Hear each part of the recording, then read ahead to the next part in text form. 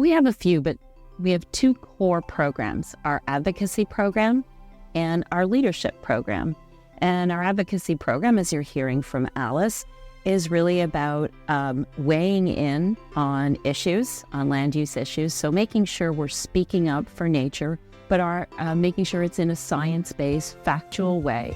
And we talk to decision makers and help them understand why it's important for them to institute policies and vote for protections of our local nature, as well as mobilizing community members. And it trains and supports people to make effective environmental change in their communities.